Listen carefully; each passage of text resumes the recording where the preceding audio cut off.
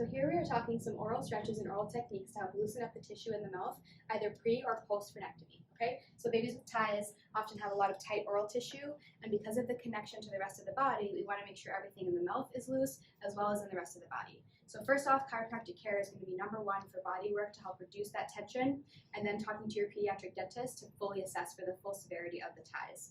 But in here, here's a couple options for you to stretch. So using one finger, and I'm going to wear gloves for the purpose of the video, but on your own babes, you don't have to. We're going to get in the roof of the mouth, and we're going to use our finger, and we're going to just sweep down along the side. And then do the other side, sweeping right along in those cheeks, and then in the upper lip as well. So starting in the lip and flaring it upward, just like so.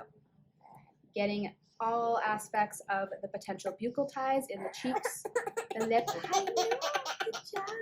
You're doing so good. The next part of babies with oral tissues is that their palate is really high and arched, and so we want to make sure that the palate is flat, and we can desensitize the gag reflex, which is often overactive in babies with ties. So using your finger, you're going to go right behind the gums, and you're going to gently push up on the roof of the mouth, hold for a few seconds, and then you're going to work your way back. So hold for a few seconds on the roof of the mouth, work your way a little bit further back, hold for another few seconds. And the idea behind this is you're retraining the gag reflex to be further at the back of the throat. So once I'm done here, you should be almost a full finger in her mouth. And she doesn't have a hypersensitive reflex. Hers is where it should be, which is right there at the back of the throat. Good job, you. The other component to that is making sure the palate is nice and flat.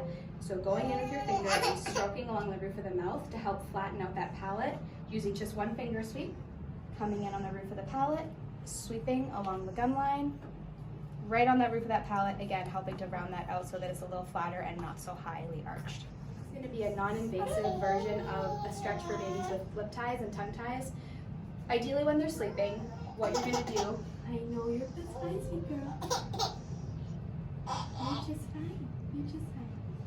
What you're going to do is use your thumb, and you're going to just gently traction down the chin, hold it open for a few seconds, and then let it rest back up. And it's going to be tricky to show here because she's awake, but when she's sleeping, hold down on the chin. I know you're fine.